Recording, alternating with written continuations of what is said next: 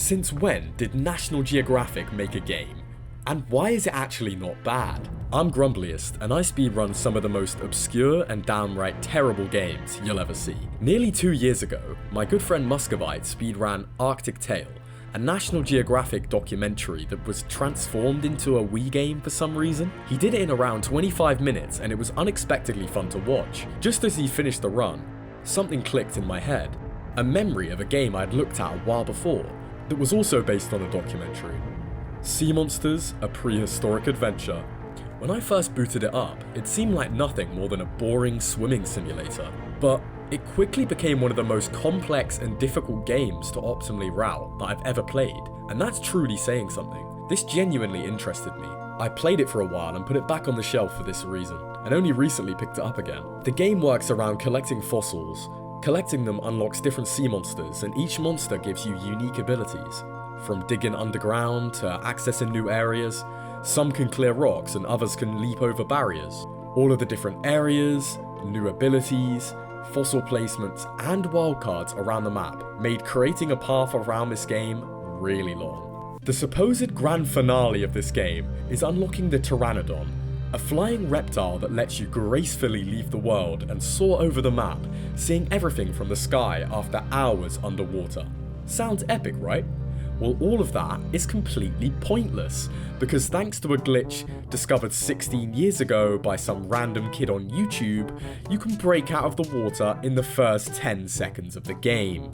Now run into it, and suddenly you start flying. I do not know how or why this happens, but it's a really great glitch. Sea Monsters, A Prehistoric Adventure is the most difficult, unexpected, and annoyingly broken game I've ever speedran all at once. Let's see it in action. I am going to show you a little glitch I found in game Sea Monsters for Wii. So I'm going to be doing a commentary over this run, so you guys get a bit of a better understanding of the kind of techniques I use to save time.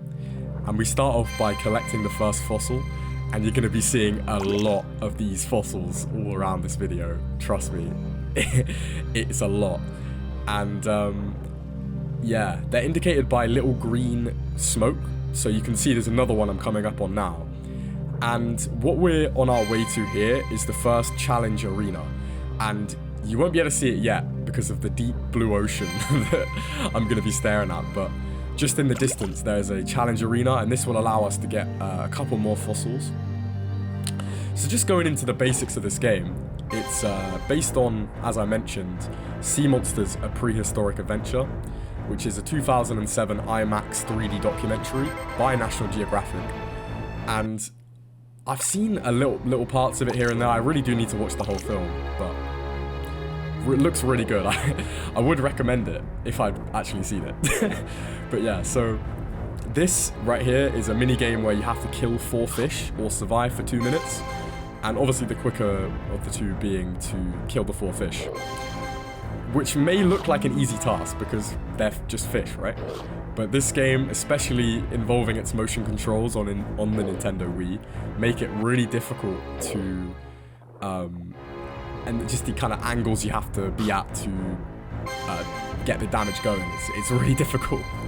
Anyway, yeah, I completed that quite quickly, and then we're going to be turning around and going straight back into that arena to hit the second challenge.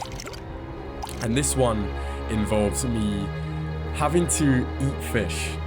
And you'd think, oh, these fish, you know, they're smaller. Maybe it'll be even easier to eat these fish. But no, it just makes it even harder because they're so small. I like a glitch where you can spam the eat button and you eat multiple of them. But yeah, definitely could be a little bit faster. But it's the Nintendo Wii, guys. You know what I mean? But yeah, so we're on our way to be collecting the Henodus, which is the first sea monster we unlock. It's actually the worst one. It's even slower than the one we're currently using. But we do need to unlock it for a challenge, so you'll see the use of it here. Yeah, so the first use of it is in this challenge, and they pretty much invented a stamina bar for this sea monster. because of how bad it is, they need to like give it a reason to be bad, so they added a status bar, which is really funny to me. I also wanted to mention something that I didn't in the introduction, which is this game mentions there's 12 wildcard fossils on the box. So on the back of the box of this game, it says there's 12 wildcards, and to the best of my knowledge, there's only 5 or 6. So I don't know what they were talking about on that. And wildcards can be used in place of another fossil. So for example, if I were to skip one of those challenges I just played, I could effectively use a wildcard in its place. And because I've extensively routed this game, it gives me a little bit of an understanding of the best challenges to skip. Obviously, the ones that are slower, I want to avoid, because we're trying to do a speed run here, guys. Come on. And yeah, so my apologies again for this sluggish creature we're currently using. And as soon as I unlock the Temno, which is the next sea monster we unlock, also my favorite, by the way, the game just speeds up dramatically. And one thing I want to say about the Temno, which is the next one, it's the most versatile and my favorite sea monster in the entire game. And it's just so fun to use, to be honest, I'm not gonna lie. Even with the Wii's motion controls and everything else that, that comes with that. But I also wanted to just slip it in there, you know, shameless self-promotion. But if you're enjoying the video so far, do consider giving me a subscription, because I have 37 subscribers, and every single subscriber means a lot, I'm not gonna lie. And all your comments as well, any positive comments, give me the motivation to keep making more videos like this. But yeah, so this is our first underground fossil, and the very rare use of the Henodus, worst sea monster in the game, coming to use because it can dig. And we actually use a wild card here on the Temno to unlock it, and use it to just swim over to this next shallow shores challenge area. Switch back to it, because we have to use a small creature to get into this. But yeah, so into the first, well, I say the first challenge of this challenge arena, and we've got to eat 5 fish. Yet again, combat in this game. I've mentioned it before, but it might look easy. It's a big fish eating a little fish, but not with the Nintendo Wii, guys. You should have known this already. I do struggle a little bit, but I've done it slower. I'm not gonna sit here and complain. I get a few good ones here. That's a good little triple there. Not too bad. And yeah, for some reason they made the eat fish button the same button as spinning. So you'll see me doing a lot of that, unfortunately. And that was really annoying, because I should have eaten it. There we go. So there we go. I got it. In the end, we actually got there somewhere.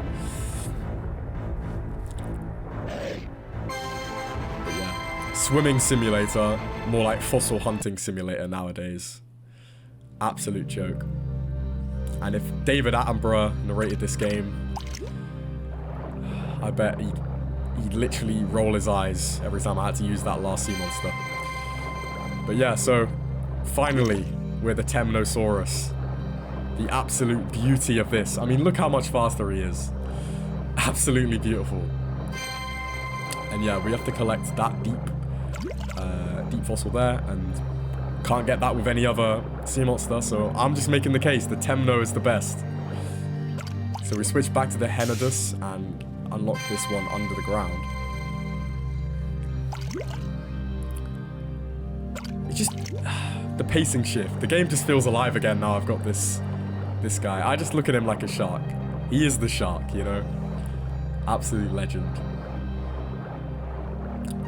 There's a couple of fossils that I forgot about during this run. I mean, that was one of them there that I just collected. It's one I tend to forget, but not this time. Because if I ever forget a fossil, that's the game over, you know? Gotta be good with the routing. So here is quite a good burst segment of a lot of fossils we collect on our way to the Tylosaurus, which is the... If this is the shark I'm using, that guy's the bull. I mean, he's the aggressive, angry kind of damage doer that we use throughout this run. And yet again, it's a little bit of an underground fossil.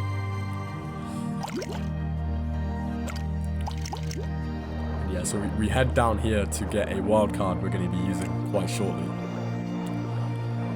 I think this game could have done with a few more puzzles around it, because it has a lot of challenges that are kind of direct, but a puzzle here and there would have been cool. I think as a little addition. But it's really not bad for a licensed game. I mean, I don't know who is watching this video now, but if you've got any experience of licensed games, you know they tend to be quite bad. But this one does have a little bit of life in it. More on the relaxing side, not necessarily very action-based. But if I had £1 for every single time the camera clipped into a rock, you know, I'd probably be able to buy my own fossil museum. And we're going to be using the wild card on the Tylosaurus there to unlock it early. And then crash through these rocks. Because as I mentioned earlier, this guy, he's the damage doer. Yeah, so to actually get to the next challenge arena, we got to swap back to the other one. And he just has a little bit of further depth he can go down. So we can just about reach this challenge arena down here. And the first challenge is actually just a race. It's one of my favorite in the game, because there's not a lot of thought involved, you know, it's just get from A to B as fast as possible, which at its core is really what I love about speedrunning. So you can't complain.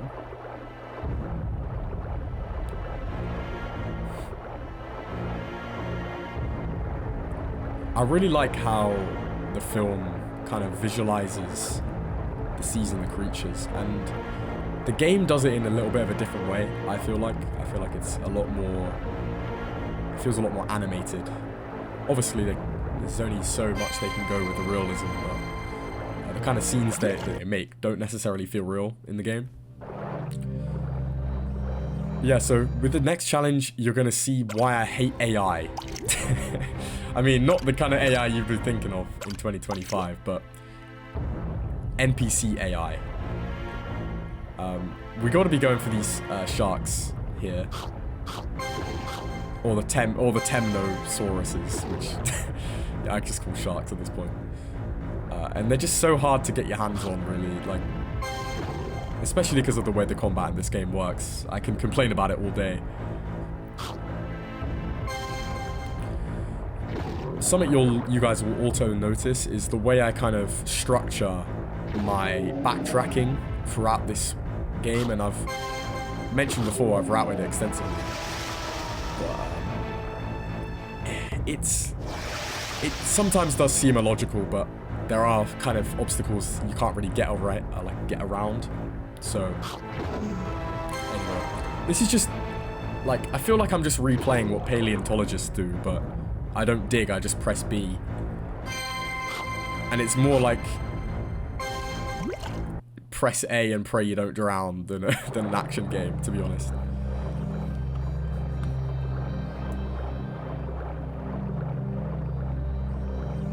So, on our way to backtrack, as everyone loves doing it in games, but we do it in a creative way, collecting some of the fossils we missed on the way here. So it's kind of intentional backtracking. This game just loves to run you around in circles. And you'll see coming up here, the first big mistake. Wow. A little accidental Z press, which made me do a spin. Maybe I was just emoting on you guys, doing a little dance, you never know. And we're back now on our way to the first challenge arena, as unlocking the different sea monsters also unlocks new challenges to complete. And some of those being at challenge arenas we've already been to before. But coming up really soon, we have a new area too, so stay tuned. But yeah, so for the Tylosaurus versus Tylosaurus battle, you can do this in one hit if you get a good bit of damage off. Unluckily, it takes me a couple hits, but very easy challenge, very, very easy. And we're just gonna W key straight over to this guy over here, switch to the damage doer, and just completely smoke him. And because of course at this time, point of the game, the Temno is actually the fastest, so I'm gonna switch back to him. And yeah, so you see this on the left. Everywhere where there's green walls can actually be jumped over by a creature we unlock a little bit later in the game. And he is the fastest. He's not my favorite though, so, you know, I can't hate on him, but, you know. So yeah, this is a wild card we're going to be also using. I think we're on to 3 of those so far. Yeah, so I don't bother switching back because there's a couple of fossils to collect. There's one in this wall, and then another one behind a pile of rocks. So there's one. And the second one. But we are actually coming up close to unlocking the fastest sea monster. There were a few things in this run that did make me consider completely restarting and just trying again, but I don't know, when I've spent so long kind of planning a game out, you just gotta commit to it, you know? I'm a bit of a perfectionist, and sometimes you just gotta let go a little. But as I mentioned earlier, I don't think this game captures the documentary's vision well at all. Not necessarily in a bad way, but yeah, so this challenge is probably one of my favorites as well. Although a lot of these challenges where you have to eat stuff are quite difficult, I like the damage that this sea monster does, and the kind of stillness of the fish in this game mode. They kind of tend to swim around in circles, so they're quite easy to attack, and it does feel quite satisfying when you do get them.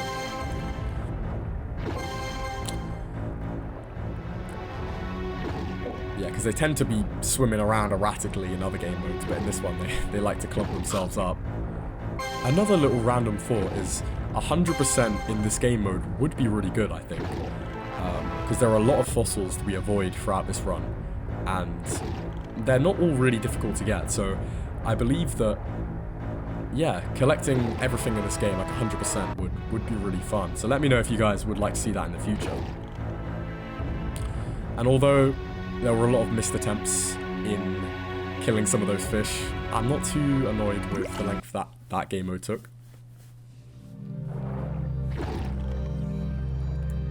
So yeah, we're going back into the challenge for another one.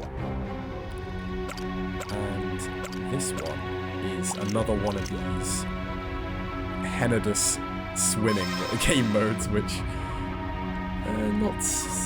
not the biggest fan of them, but you guys can have your own opinion. Find a little strategy, you can kind of go up for some air and keep a bit of the stamina, but at least with these game modes that they're relatively calm and simple. Easy to just play with my eyes closed.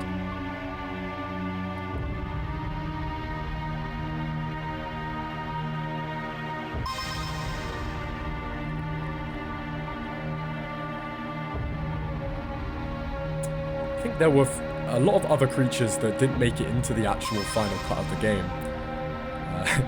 I kind of want to try and attempt some pronunciations, but in the documentary there are some other creatures like the Plesiosaurus, I want to say, the Mosasaurus.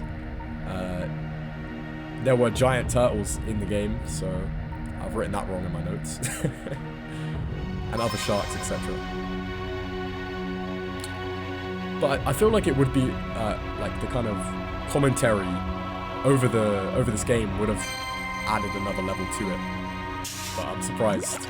I'm not surprised, as they probably ran out of budget.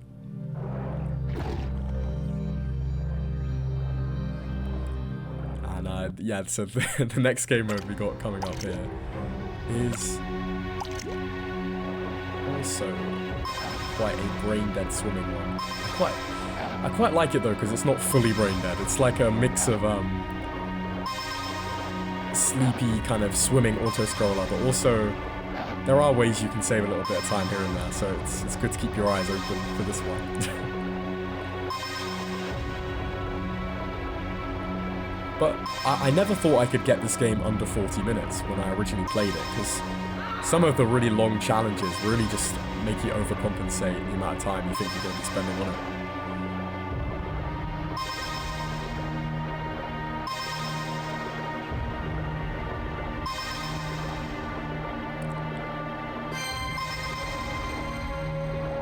But it really does surprise me when I find some of these games, like this one, yet again, if you've been on my channel for a while, you probably heard the name Silo Simon mentioned, and he's someone that's gone through a lot of Wii games, unexplored territories, and etc.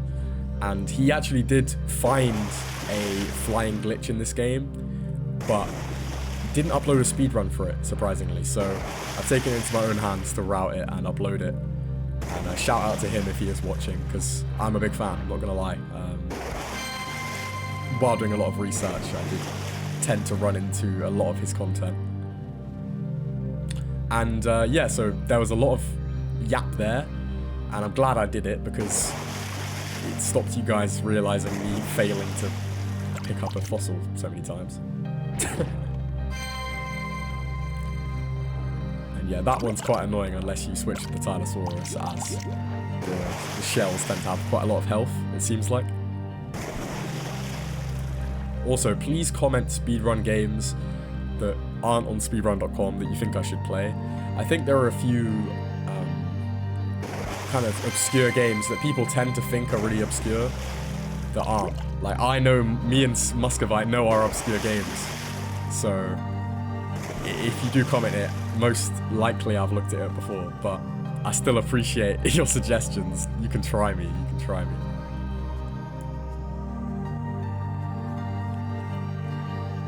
Yeah, so, yet again, backtracking, but not in the normal way you'd think, as we're obviously using the dolly now, which can jump, as you can obviously see, and it kind of does allow for little changes in the routing. So to get back over here, also going to be using a wildcard there, but to get back to this deep underwater challenge zone, yeah, it's a nice little cut through.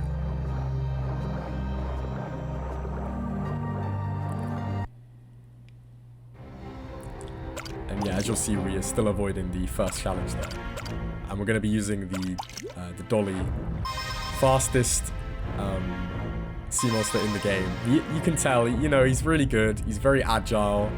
I actually have higher sensitivity while using this character, so it's just, on paper he's the best, but the Temno still stays in my heart.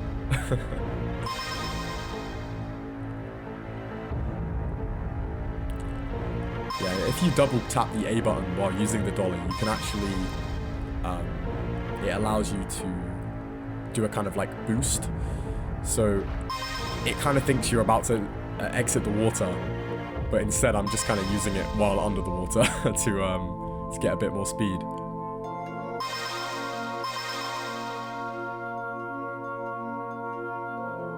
I would show you guys the routing and sketches and the map of this game, but it took me so many hours to do that I'm kind of hesitant.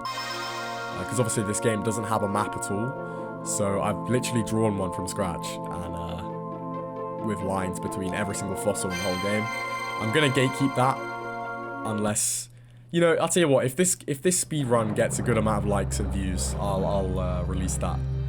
But, you know, until then, until I'm famous, I'm gonna become what I sought to destroy.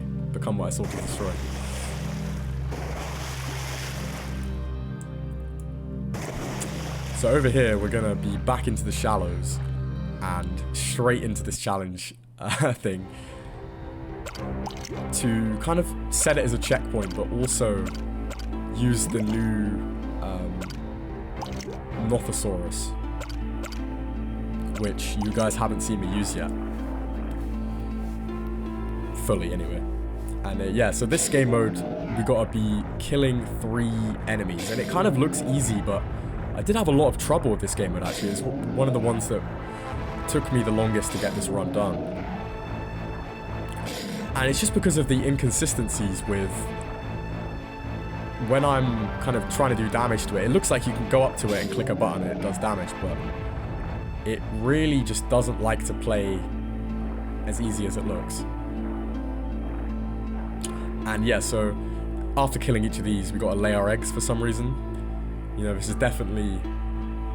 And if you're someone in school watching this, skip your lessons, you know, you can just learn from this game. Apparently you kill a crocodile and then you put your eggs down. And the shark. You see, like, that was a direct hit and it just doesn't like doing damage. That one was a lot better because it came from behind, so... I think it likes to do it in a more stealth mode. It likes to give you the damage. Yeah, that wasn't too bad.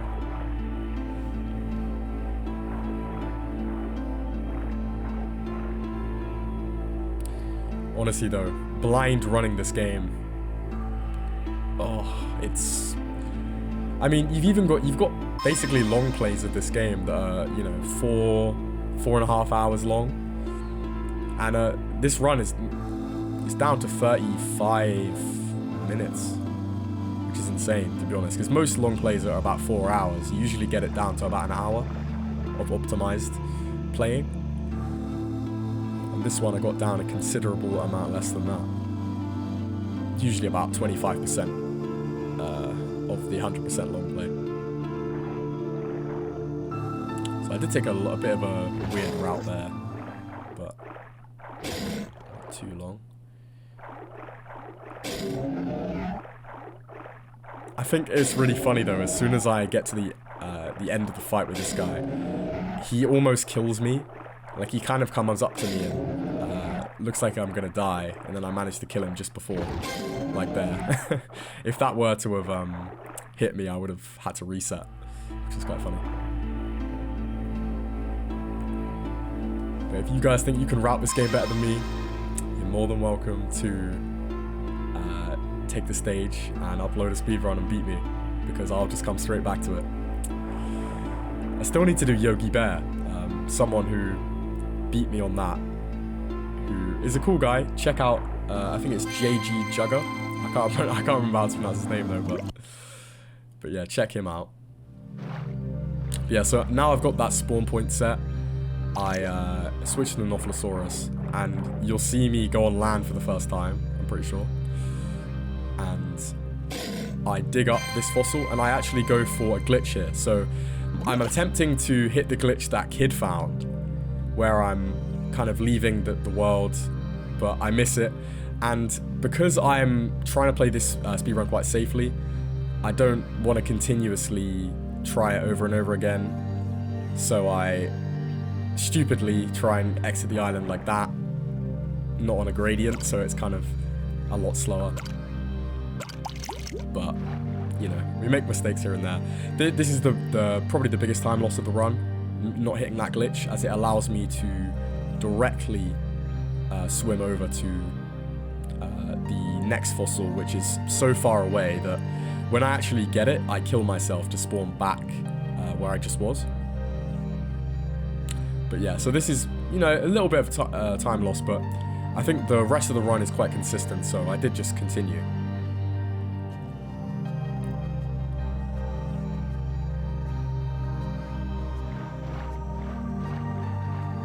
Yeah, so you're supposed to actually use the Tylosaurus to break the rocks there, but you can just jump over it without swapping. Same with this one, you're supposed to use the Nothosaurus to climb on the land, but yet again, you can just jump over it, and then finally jump over it again.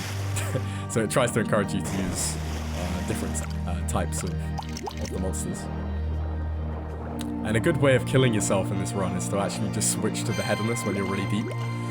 And because it's so weak, it just dies immediately.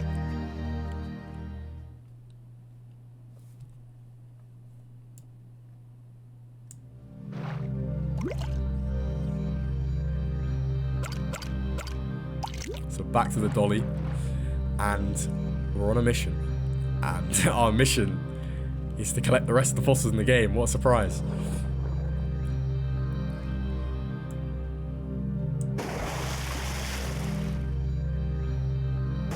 I love that part where you can just kind of jump over that wall instead of doing it as intended. And we're going back to this. This is what kind of makes me lose touch of this game, is the amount of times you just have to backtrack to places you've just been. Like, why does it make me go all the way back over here? It's just padding the game out. But thankfully it doesn't take me too long. And this game mode's probably the easiest one in the entire game. I mean, actually, maybe one of the other swimming ones is, but it's literally just swimming to the purple dot you can see at the bottom of the screen. Not too difficult at all.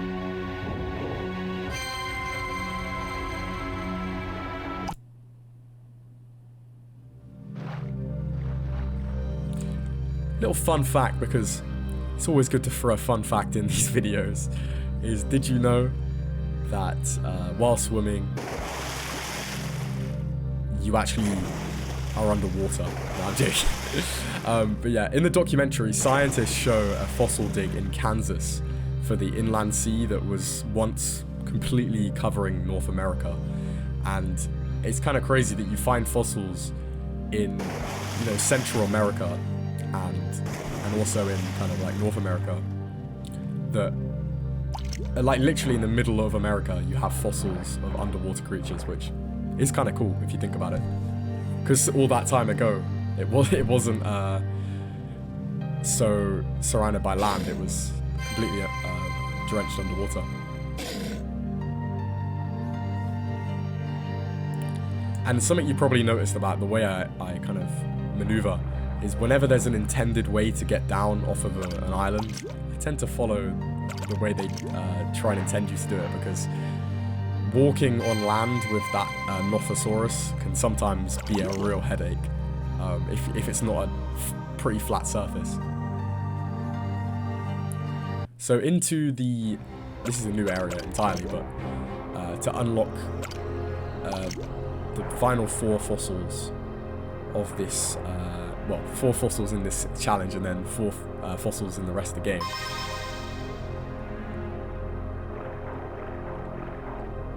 But yeah, so trying to remember how to maneuver around these little holes in the walls here, it can be quite tolling. But the little yellow dots on the minimap do help kind of jog my memory here and there. But yeah, this map doesn't make much sense to me. It never really has.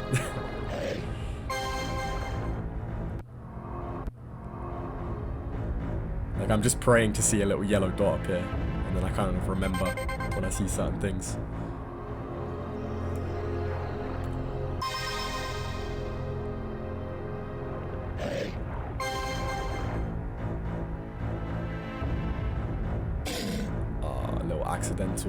Classic accidental switch of direction.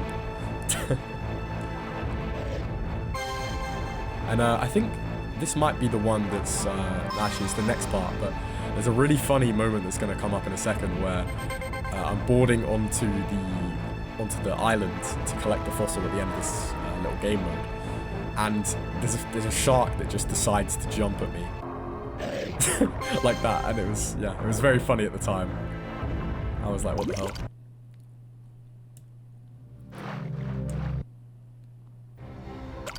Yeah, straight back into the challenge arena, and we've got one of our final challenges. I think it's one of the last 2, and it's a Henada swimming challenge. I don't know. The more I watch these, in hindsight, they're not as bad as I say. Like, it's quite relaxing especially if you're doing it correctly. You know, getting as much stamina as you can. They're quite fun little gliding missions. I'm not giving them as much love as they deserve, to be honest.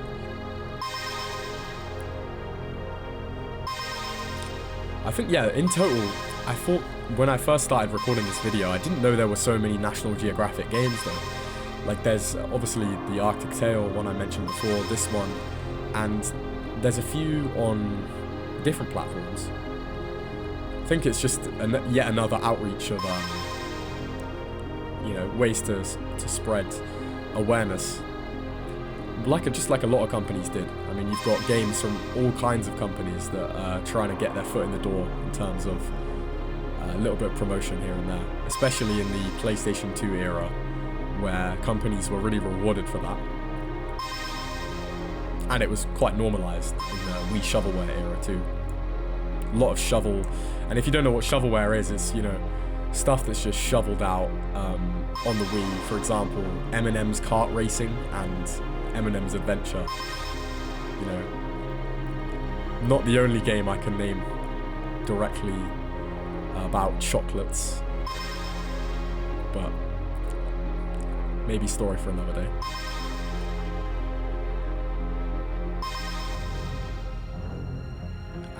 Getting to the end of this level now anyway.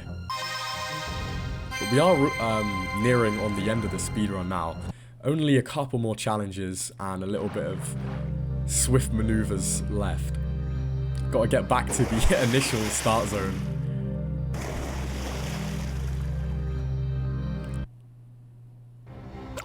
And this is the kind of finale of the game. It's like 4 billion sharks versus me and a giant squid. We've got to try and do as much damage as we can to this squid. Like, it's just so easy. Like, they make it out like they have a million sharks there are gonna make any difference. You can't touch this. I'm untouchable. What can I say? I'm untouchable.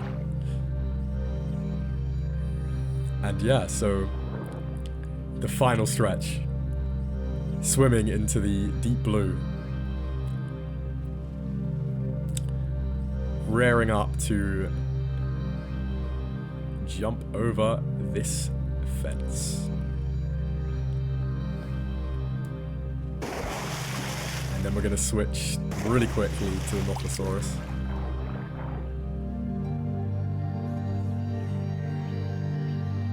And I'm going to say again, comment on this video if you're still watching, because I just want to know if you're still watching. Oh, this is really annoying as well. Like, look how many times I missed this. So I'm trying to drag the wildcard on that tiny little wing, and we just about get it there. And this is on the countdown to the end of the game, so we transform into the final creature. And it's as soon as the second the credits start rolling is when we call this the end of the speedrun. But before we do that, I just want to take a moment and say there also may be a possibility of a cheat percent speedrun for this game. There's a couple of cheat codes that have been found, surprisingly, and we might be using that, but that'll be the end of the speedrun. This has been Sea Monsters, a Prehistoric Adventure, and I'm going to leave you, as always, with something that I don't think is talked about enough with this game, the beautiful soundtrack. I've been yapping through it the entire time, so my apologies for that. See you in the next one.